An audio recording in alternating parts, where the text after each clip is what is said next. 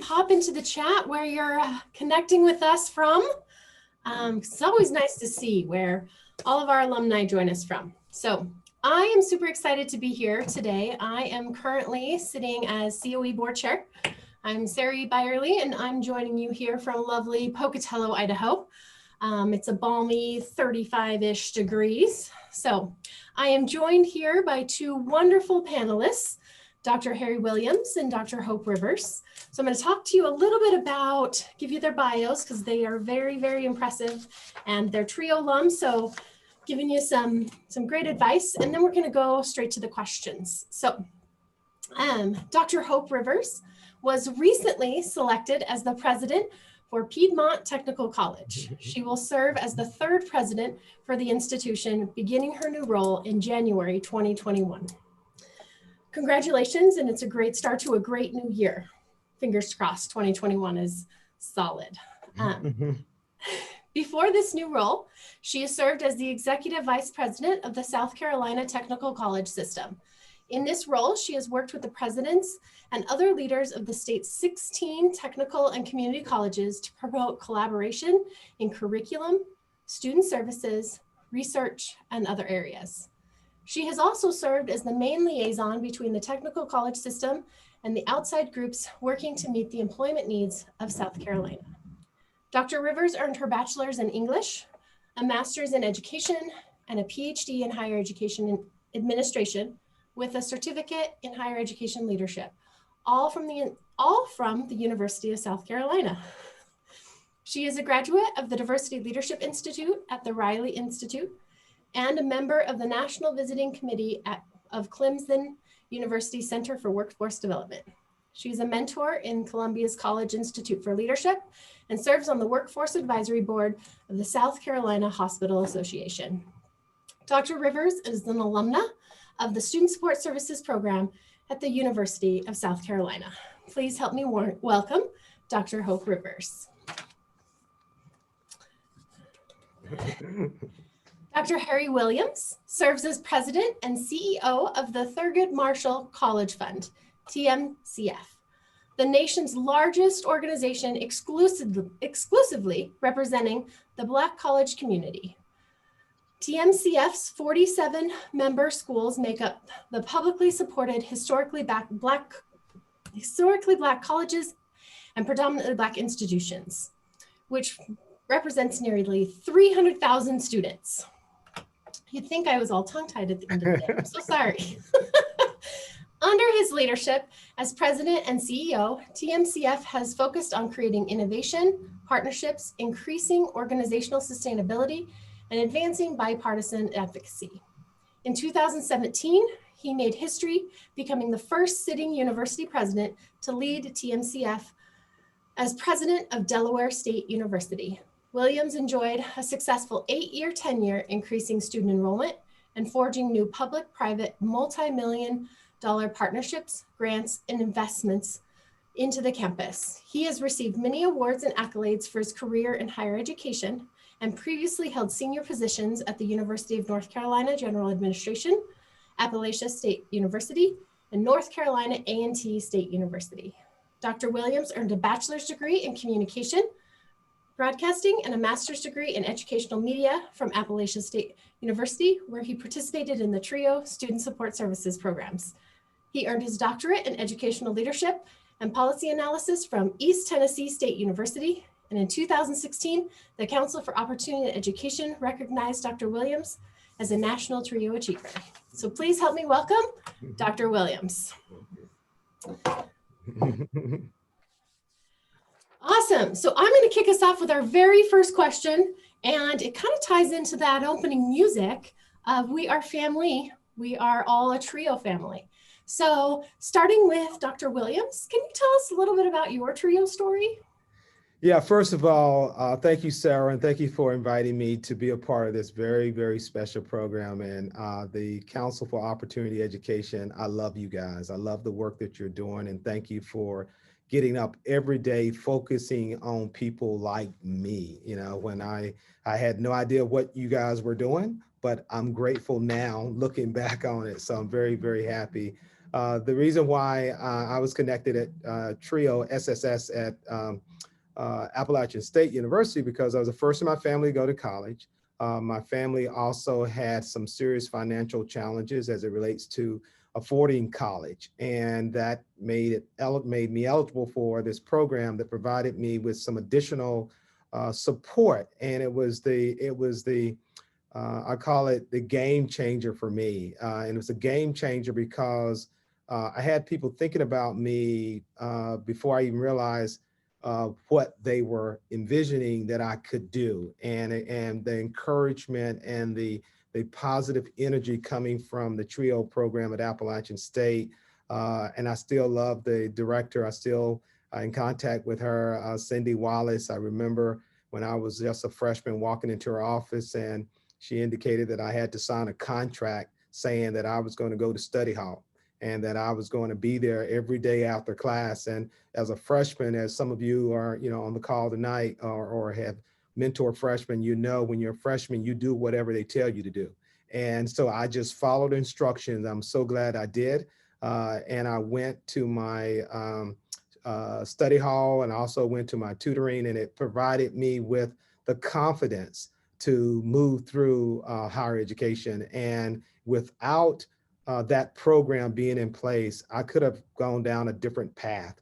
And so I want the students who are listening, I also want the faculty members who are listening tonight to let you know that the work that you're doing is so, so important for these young people who are, in some cases, the first in their family to go to college. And by providing them with this, I call roadmap to success. And part of that roadmap is guiding you to a place where you can achieve, you can dream big, and you can achieve whatever you want to achieve in this world with that type of support. So Sarah, I'm gonna pause right there, but that was my, I could say more, but I'm just so excited about the opportunity to engage with the panel. And I'm also thrilled to be on this with Dr. Hope Rivers, who is an amazing young lady, and for her to be here with us today in a very powerful role that she just achieved, it says a lot about the people that we are connected with.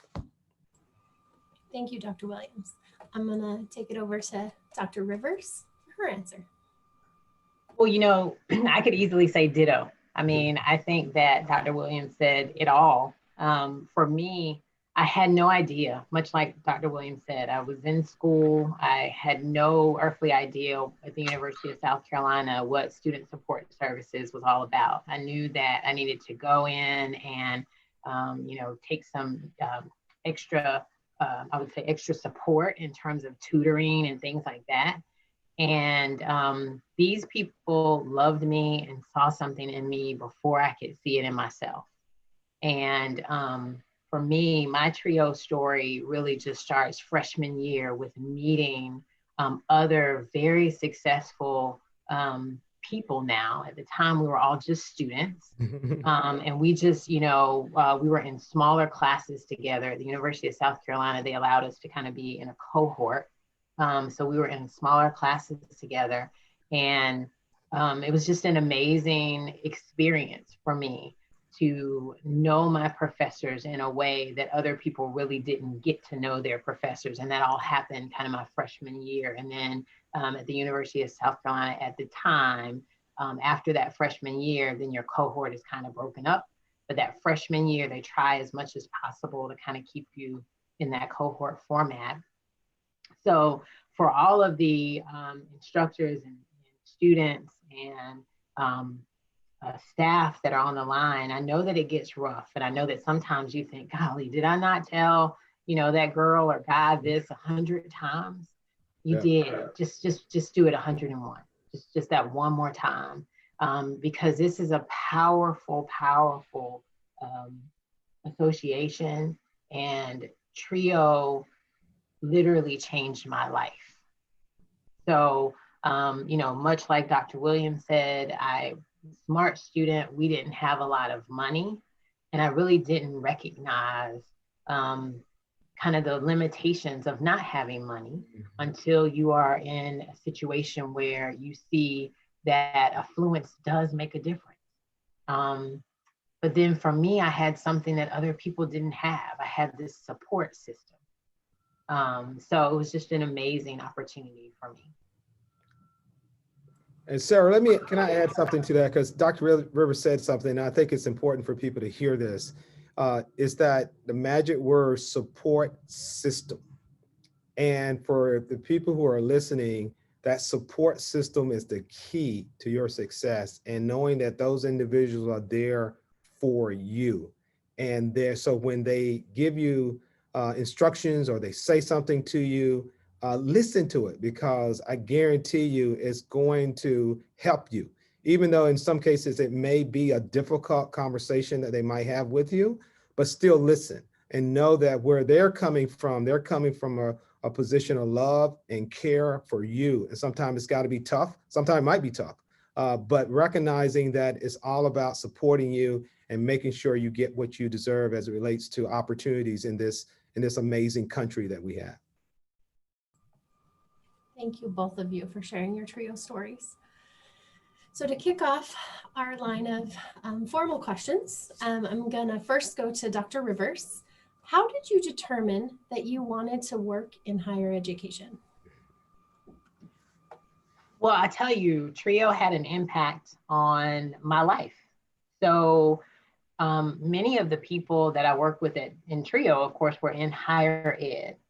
So I didn't quite understand, like, how do I go down that path? You know, what do I need to do? So I had a wonderful English instructor, and, you know, kind of like Dr. Williams said, you remember these folks when they're attached to TRIO and they really work with TRIO students. So Dr. Strickland, for me, really started pouring into me the fact that, you know, you need to get your master's degree, you need to get your Ph.D, you need to be a college professor, you need to do this, you need to do that.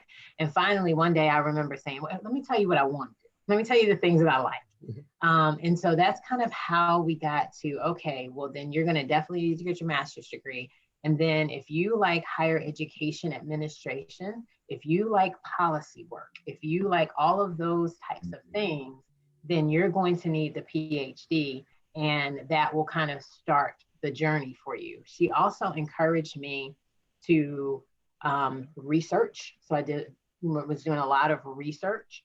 And then she said, you know, serve as an adjunct whenever you can, whenever you're asked. And so I started to do that type of work. But for me, my very first job in higher ed was giving back. So I was the program manager for student support services. And I remember talking to students and motivating them and thinking to myself, I can't be hypocritical.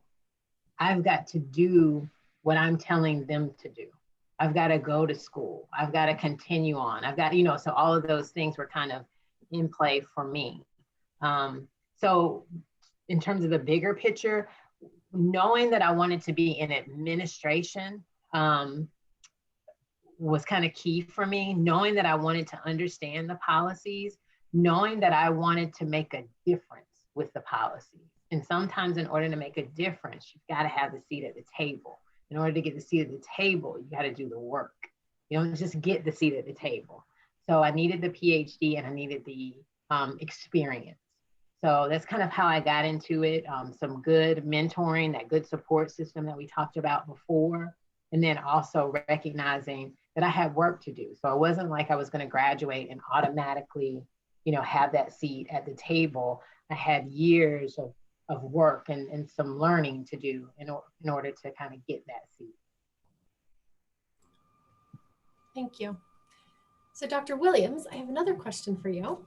Can you talk about the role of mentors in your professional career?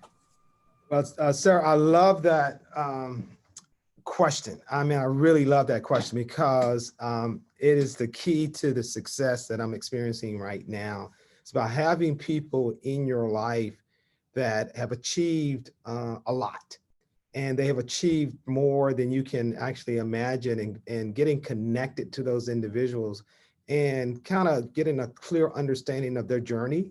And so I would encourage the students and also the faculty is to, in terms of connecting with people that you have a great deal of respect for. And when you have respect for someone, you have the tendency of listening to those individuals and having someone who can literally tell you the things that you don't want to hear. And that's what a mentor will do. A mentor is someone that you can call on. And if you're thinking about, say, dropping a class, or if you're thinking about changing your major, or if you're thinking about, changing jobs, sometimes you need to go and talk to someone that really know you, and you can bounce that off of them and say, look, hey, I'm thinking about looking at a new position. Well, Harry, you may not want to do that because this is a track that you're on right now. And if you make that decision now, that's going to take you off your track.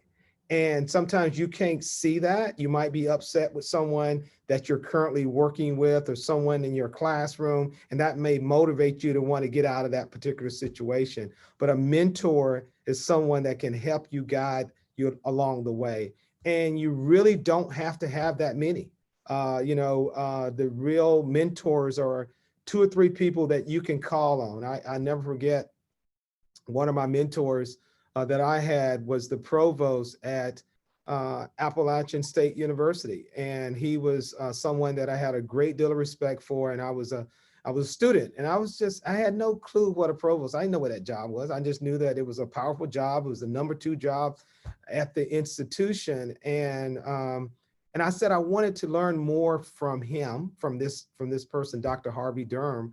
And I just went in and just started having a conversation with him. And then a conversation led to other conversations. And then we would occasionally have a cup of coffee together, not spending a lot of time, but just kind of recognizing this is someone that's very busy, but taking an interest. Then he took a deeper interest. And he told me one time, I'll never forget, because I had so much respect for this mentor, Dr. Durham. He walked into my office, and to Dr. Rivers' point earlier about pursuing that advanced degree. And he said to me, and he only said it one time, he said, Harry, he said, if you want to stay here in higher ed, and if you want to move in higher ed, you need to do one thing. I said, what is that, Dr. Durham? He said, you need to get your union card. Your union card?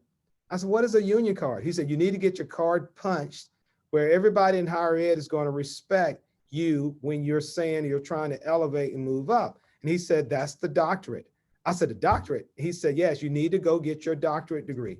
And that was the moment then that I recognized, hey, if I'm going to move, I need to figure that out. And he said, I'm not going to tell you this again. I'm not even going to bring it up again, but this is what I'm advising you to do. And I encourage you to do it.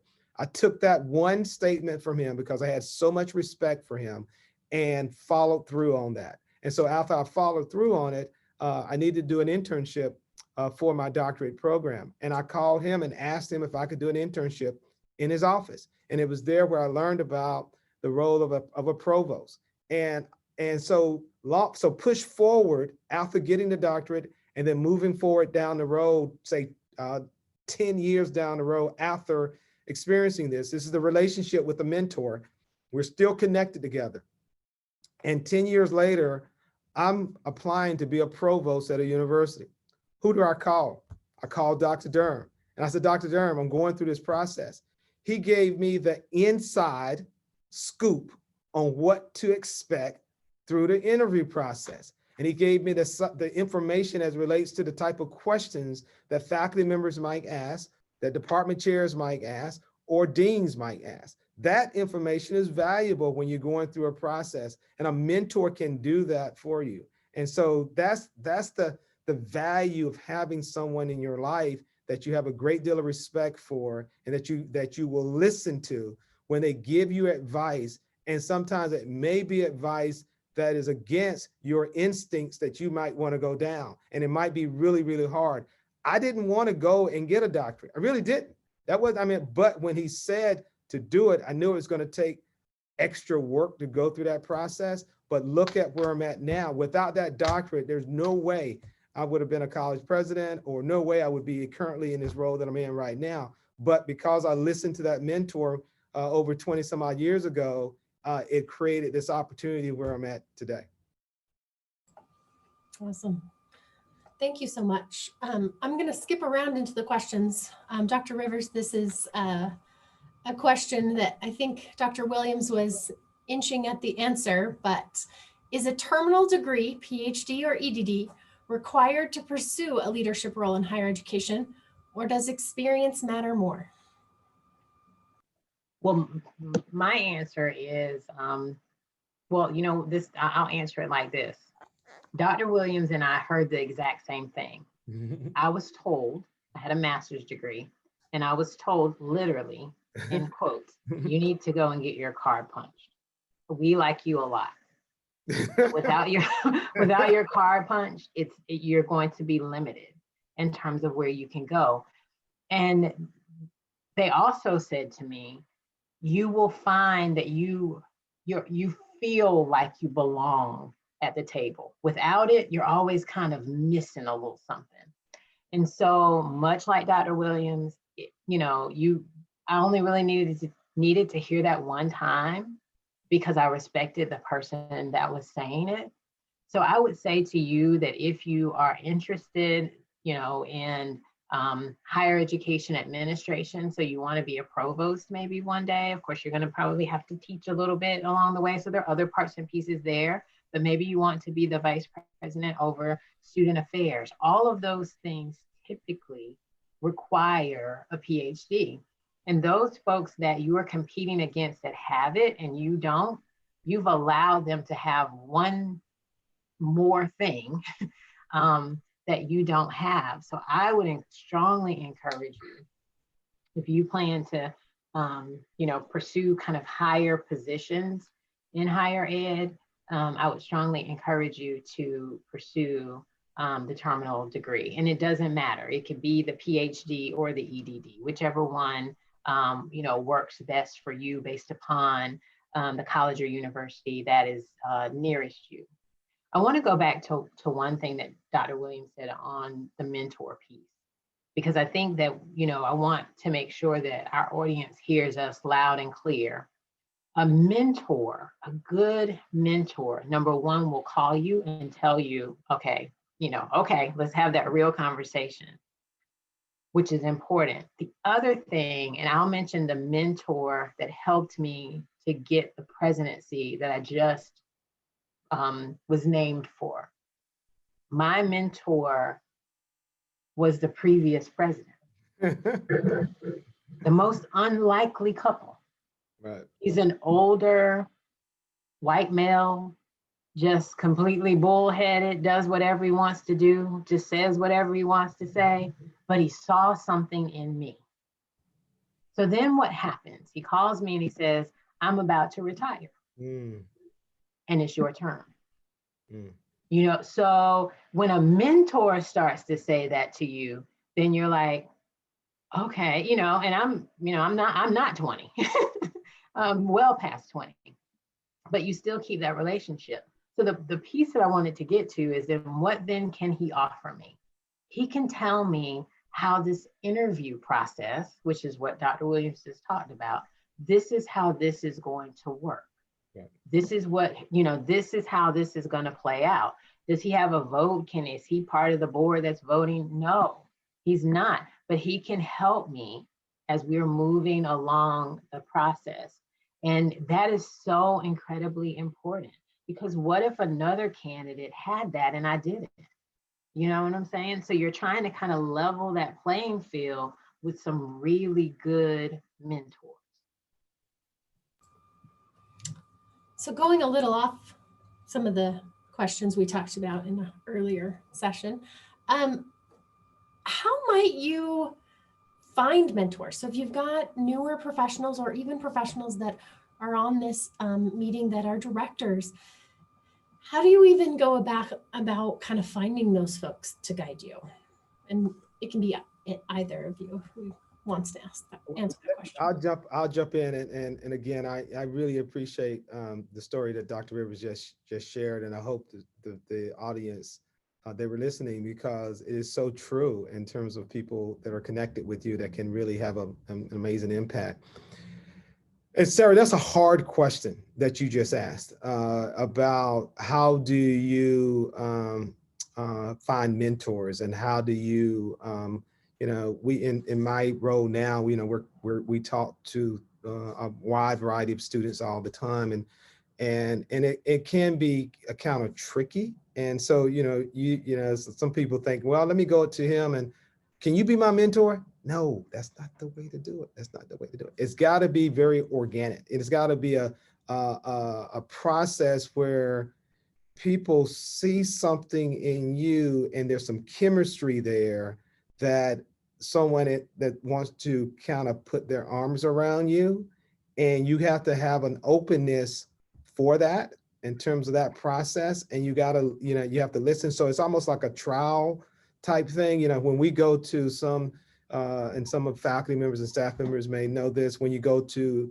activities on campus and you're interacting with people from the community, you're interacting with people from the campus, and you may start a conversation with someone, and that conversation could lead to something else where there's some familiarity there, but you don't want to push it. You don't want to push or get too excited about it. You want to just kind of let it flow in terms of that process. As for an example with Dr. Durham, it was literally a 20-year process to get that development where I could feel comfortable in actually talking to them, to be honest with you. I mean, I've always, you know, when someone is someone that you really, really respect, there's always that wall that you have up there with them. And so you're always going to be careful about how much you interact, and you got to let them kind of lead you along the way in terms of how much they want to let you in. And then when they let you in, then you're all in. But it's not going to happen just like that. And so I think the one thing that I would share with that question is that patience in the process. And I know that sometimes might be hard for people as it relates to you wanting to move up very rapidly. And it's a process that you have to go through, and it's got to happen kind of organically. And I'll let Dr. Rivers add anything too. I'm going to say ditto. I think Dr. Williams he's stealing all my answers.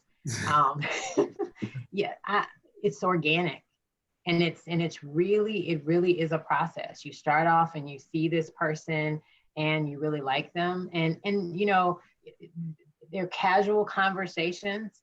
I mean, going up to someone and saying, hey, can you be my mentor? I don't really think I've never done that, and I don't think that really works. It's more casual. It's probably talking about something that really has to do with nothing, you know, from, you know, how it could be football or something that you have in common, something that's just, you know, like I said, very, very casual. And then just from your interactions with the person, slowly but surely, it'll kind of build itself up. And then that person will get to know you and your personality a little bit more. And they'll be sure to pull your coattail to tell you, hey, did you notice that this, that, or the other? And then as soon as you respond to that or fix whatever it is that your mentor was telling you that, you know, needed to be changed, they're like, okay, so she pays attention, you know, or, you know, so it's just one of those processes that you just allow to happen.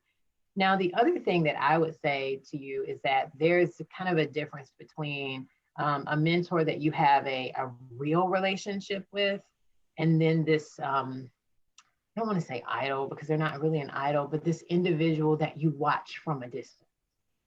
And you can watch this individual from a distance in terms of how do they dress, how do they talk, how do they speak, you know, all of those things. And you can start to emulate those things that you like, that person that is successful is doing, and allowing them to kind of shape your kind of your process without it being a formal kind of engagement as well. So if you see someone on your college campus and you know that you really, you know, you like the way that person presents, or you like the way the person dresses, or, you know, those kinds of things, you can start to kind of take some of those parts and pieces from that person without having a formal kind of mentor relationship. You're still borrowing good stuff from hopefully someone that is at a higher level than you. Thank you so much. So Dr. Williams, this next question is what advice would you give the director of a TRIO grant who aspires to move up in campus leadership? And I'm going to add a little bit to this because we have a comment in the chat box that talks about being in a TRIO program, directing it for the last 10 years. And how do you craft maybe your vita? How do you determine whether you stay on your current campus or need to move on? Or what are some of those things that maybe they can do when they're at the director role and they're just ready for the next step? Yeah, and Sarah, again, another great question. And thank you for asking that, because people do want to they wonder about that. And in terms of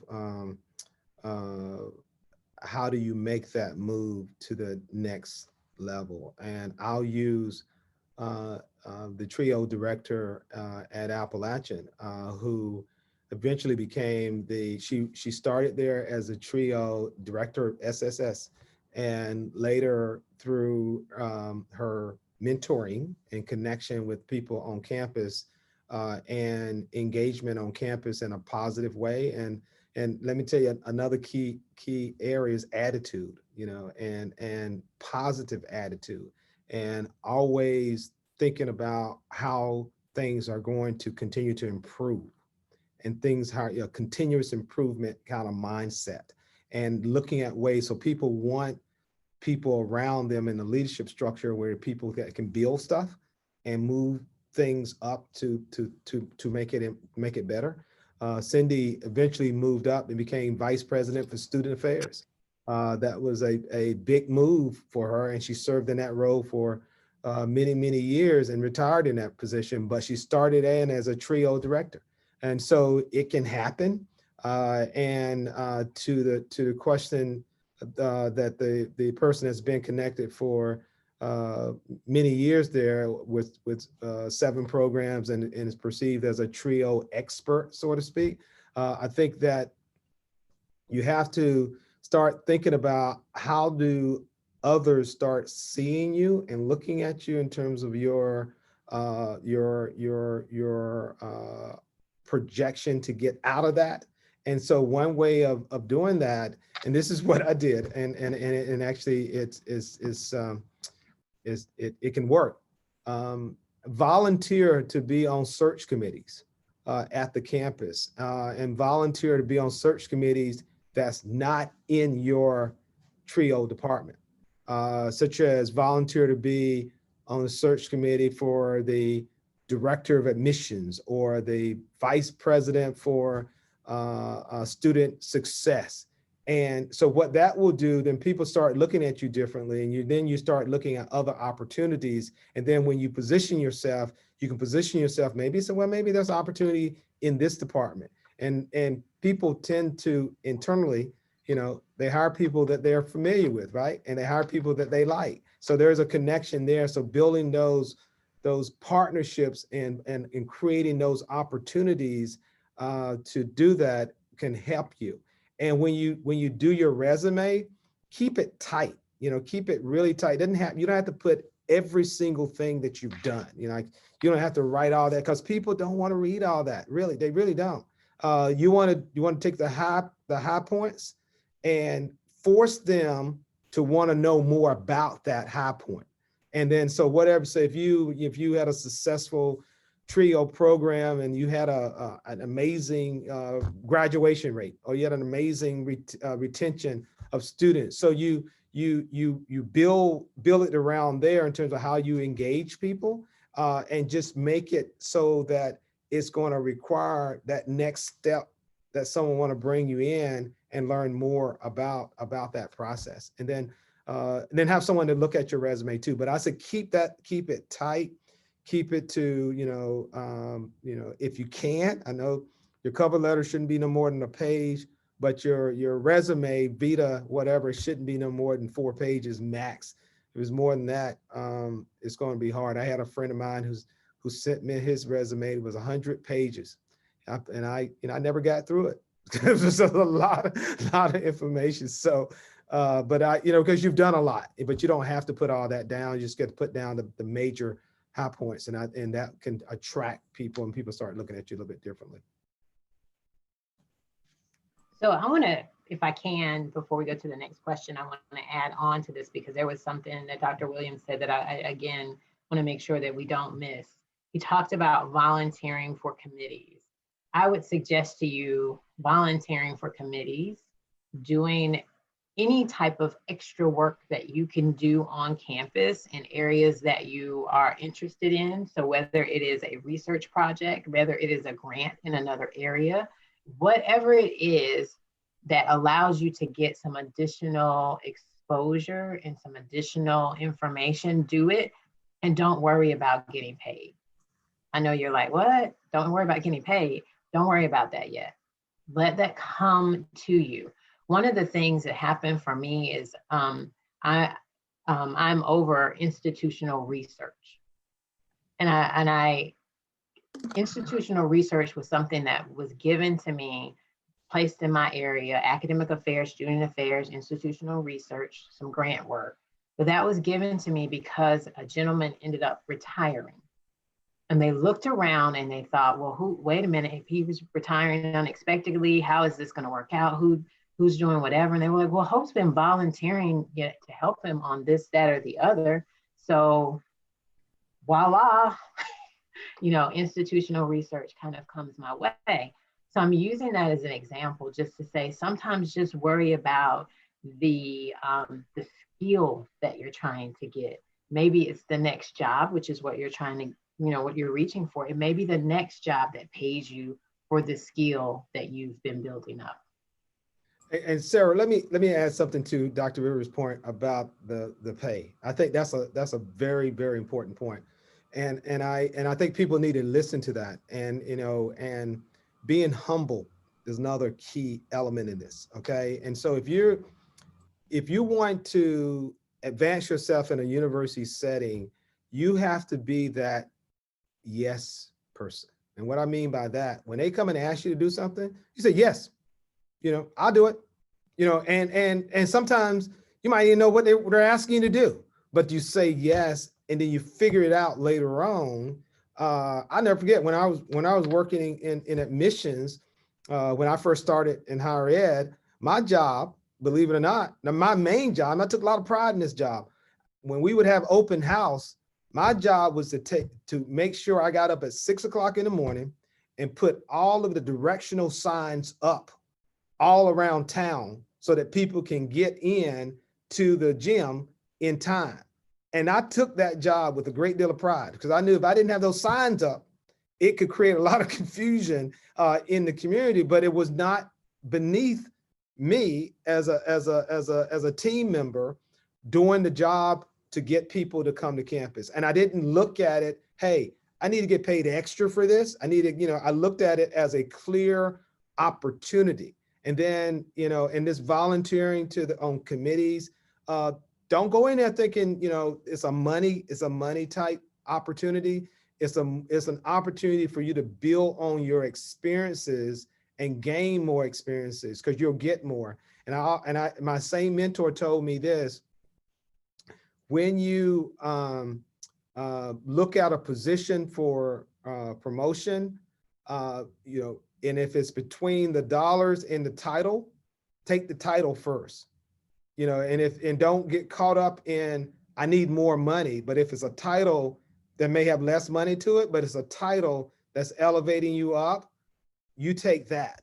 And because you want your resume to show you going boom, boom, boom, boom, not boom across the board, but up, up, up, up. And I think that's part of the process that can help you for those who are thinking about making a move or want to plan that process. I wanted to just add that point to Dr. Rivers' comment about volunteering and understanding that it's not necessarily about the money all the time. The money will come. It will happen. You will get what you deserve based on your hard work and dedication and commitment. But don't get caught up in those extra $2,000 here, extra $3,000, and don't get mad about it either, because that also can hamper your progress too if they think you're upset over something like that. Thank you so much. So Dr. Rivers, let's talk about navigating the politics of higher education. Is it enough to just be smart and work hard enough? No. So that answer will be quick.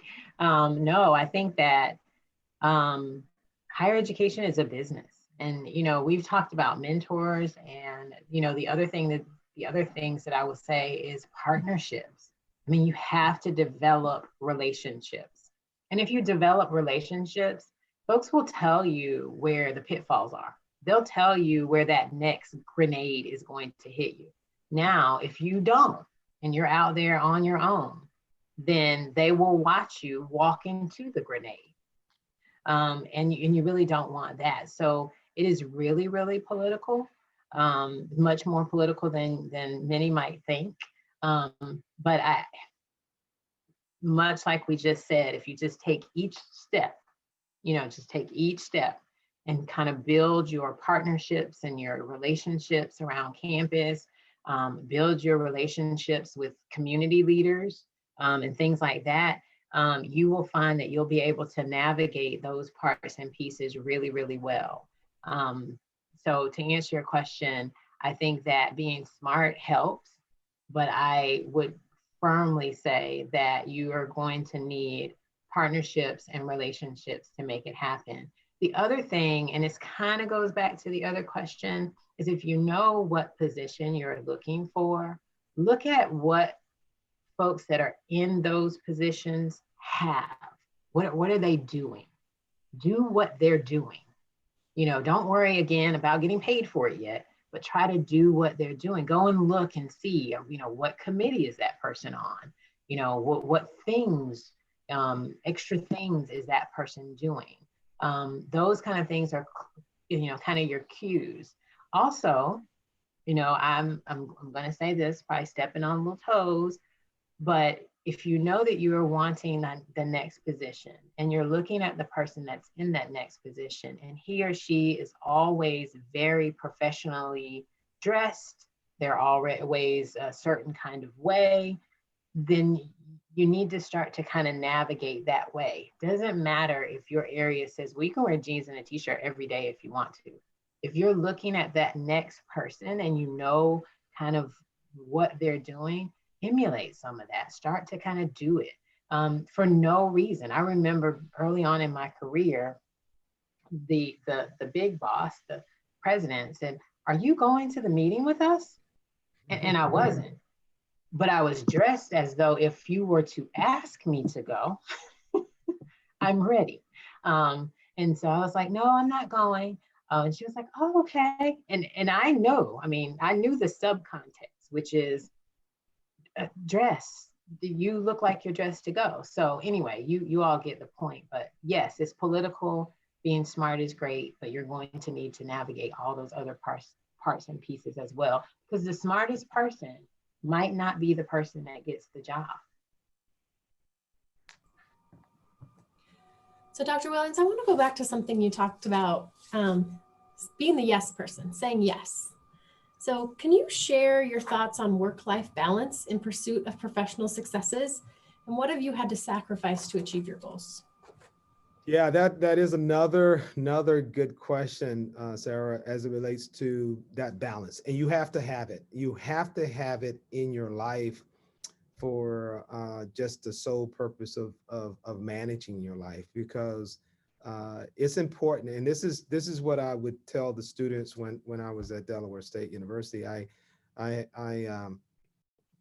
live by these 3 keys for success in life, and the 3 keys are the foundation of how I have been able to move through life, because I got them from my grandmother. And my grandmother told me, she said, if you want to be successful, these are the things you have to have. And you got to have balance in your life. And what keeps you balanced are these 3 things. Your faith, number 1, that be number 1 thing, regardless of your faith, whatever it is, you keep that, front and center. And then your family, have your family connected. So you got your faith, and then you have your family. And then those are 2 critical components, and you're respecting, looking for them. And then the third one is your career. So you keep those in that order: faith, family, then career. Then what happens, you have balance in your life in terms of when you're trying to decide on, if you're going to make a major decision, then you lean on your faith and you lean on your family. And then that will help you in that journey. And I've seen people get that out of sync. And what happens, you start having stomach problems, you start having headaches, you start having these things that come in your way because there's not balance in your life.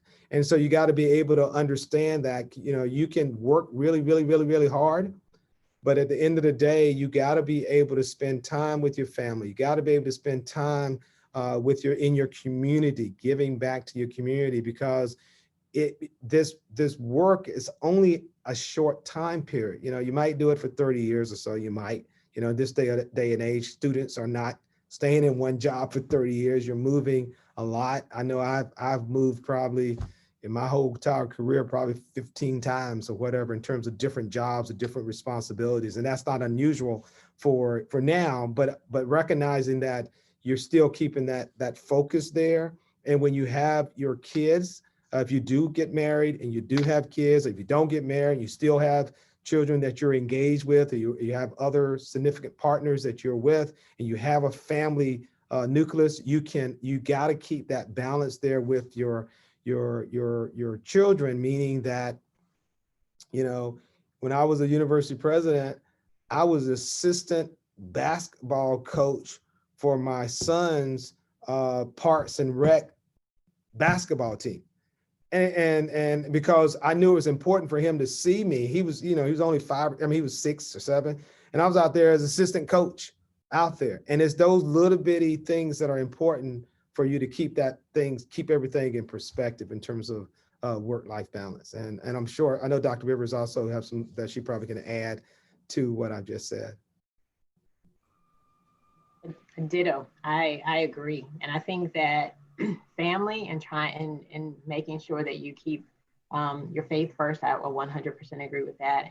And family, allowing them actually to mellow you out. I love the fact that I could have a crazy busy day. I could talk to, a zillion quote unquote important people. And when I pick up my child, the question is, what are we having for dinner? Because you're mommy, and that's what you're supposed to be doing. So I agree with that. Is it easy? No, but you'll get to a point where there'll be some things that you'll decide, this is my cutoff. At this point, for me now, I have moments where I see the email that came later in the evening, and I'm prepared to answer it the next day, but I might not answer it that night. Early on, I would answer it that night. That's too much. It just keeps you going. So I'm now at a point that if it's not urgent, I'll answer it the next day, or I might answer it that night and set my laptop to send it the next day, because you don't want to forget it. So I'll set the laptop, okay, I answered it, but you'll get it the next day. You've got to somehow cut off, yourself to people. You can give so much and then you have nothing to give at home, and you don't want that to happen. So you don't want burnout to happen, or as Dr. Williams said, you find people that are starting to get sick, and you don't want that to happen to you either. So it's fighting for balance. It's figuring out what things that you enjoy, what things that you think are fun, whatever that thing is or things are that you think are fun. Make sure that you keep them in your life, and you continue to do those things as your outlet. Yeah, and Sarah, one other thing I would say, it's important for you to develop some type of physical activity and keep that as part of your routine. Because sometimes we can stay in our office all day and we can just sit and work. And then next thing you know, it's time to go home, it's time to eat. And then it's time to go to bed or to work some more. But make sure you carve out in your life at least an hour. I mean, this is simple, but just carve that time out, because that's your time. If it's in the morning time or if it's at lunchtime, but carve that out to do some type of physical activity in your workspace. And I'm saying this to students too that are listening, because you keep that and let that be part of what you do. And so then when you get older, then it's become part of your routine, and it's not anything that you're dreading to do, because it will impact how well you sleep at night. It will impact how well you work during the day. All of that comes into the work balance process. So thank you for asking that question. Thank you both very much. So we have about 7 more minutes before we're at the top of the hour.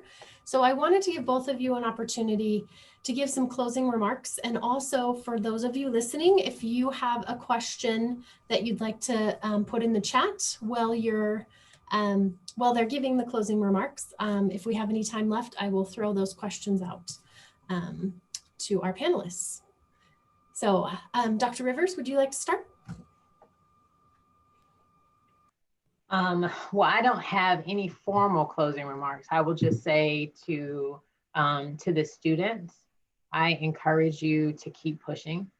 I encourage you to let boundaries just go. Don't worry about what they say or you can be or cannot be. You work hard and you can be whatever it is that you want to be.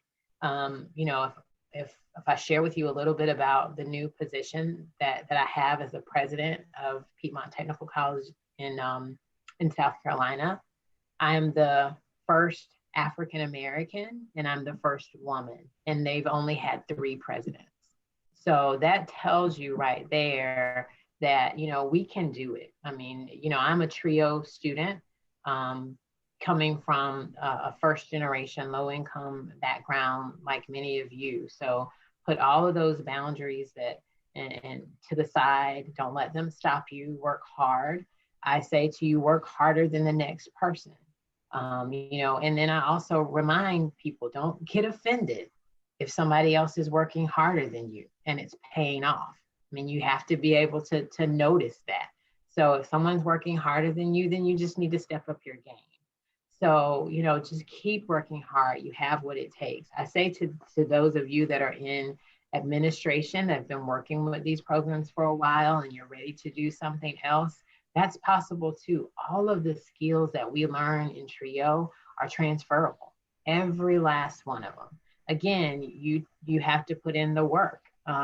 We talked about making sure that, that you volunteer to do some different things, that you increase your resume in different ways, not necessarily with getting paid for those tasks, but just constantly kind of pushing to see how you can be helpful around the college. So best of luck. I'm very excited to be connected with you all again. This is my first time. I said this to the group. This is my first time being asked to come back in quite a while. And I hope that it will not be the last time. Thank you so much. Dr. Williams? Thank you, Sarah. And I to Dr. Rivers' point, I don't have anything formal either, but I just want to say it's been a pleasure being on the program tonight. It's been a pleasure getting to know Dr. Rivers, and it's going to be fun watching her presidency, because I know she's going to do some amazing things there at that college there, and they need someone like her and they need her leadership. I want to say thank you to Kimberly for inviting me to be a part of this, and Sarah, thank you for moderating this panel. It's been really, really fun, because I've said this before, I love TRIO and I love COE. I love the work that you do. You can call me anytime, and Kimberly, know that. You can call me anytime and say, Harry, I need for you to do X, Y, Z. And the answer is going to be yes, because I know the reality of what you guys are doing. I know the importance of the work and the impact. You are in the business of changing lives. That's what you do. And there's nothing more powerful than to be in that space, and those who are faculty members and directors and students, and to know that you are changing the life of someone and you're helping them to move out of a situation that's completely different, and they're moving up into a higher social economic class, and you're bringing everybody else along. So you're making a significant impact on so many people and so many communities. And so I want you to know that I'm grateful for that. I'm grateful for the opportunity to share any type of knowledge that I might have to share with the colleagues here today on the call. And hopefully some of the information that we've shared will resonate with some of you and will provide you with some things that you may not have thought about. And recognizing that the whole point of this, connecting the alumni and bringing us back, is for us to share and to share the things that we have done and the things that we are still doing. And to Dr. Rivers' point, you get up every single day, focus on excellence, focus on being the best that you can be. And when you have that as your driver, there's nothing you can't do. You know, there's nothing you can't do. If you are anybody out there doubting themselves or having any questions about whether or not they can move up to another level or move in anywhere, you got trio behind you. You got people behind you that are saying, yes, you can. The one thing that motivated me more than anything, I go back to Cindy Wallace, was when I walked into her office and she told me, she looked at me and she said, Harry, you're going to be okay. And that's all I needed to hear. Now, if I would have walked in there and she saw me and she said, oh, Lordy, another one, you know, that could have just crushed me and it would have devastated my career. But the fact she said, you're going to be fine, you're going to do well, that's all I needed to hear. So the power that you have with your words is so amazing for the leaders here that's part of this program. So again, thank you. Thank you for this opportunity. And I hope everybody continue to do well and be safe. Thank you again, both Dr. Williams and Dr. Rivers. And I always appreciate COE staff, Kimberly Jones, Angelica Villalpando, and Justice Lopez for helping put all these amazing things together. I know as a TRIO professional myself, I have learned and been guided in so many ways by the COE staff and the amazing things that they do for our community. So thank you for all of the things that you do as well on the back end. I always call, if we don't have great plumbing, you can't even see the majestical cities that are created. So thank you, everyone. There is a link in the chat for feedback on this webinar and things that you want to see or topics that you'd like to see as TRIO alumni, because in this virtual world, we have an opportunity to provide more services for folks once they've moved on past their degree so that we can stay connected as first-gen, low-income, and students with disabilities. And now we're taking on the professional world. So thank you again. Have a wonderful night. And I think that's a wrap. Bye-bye.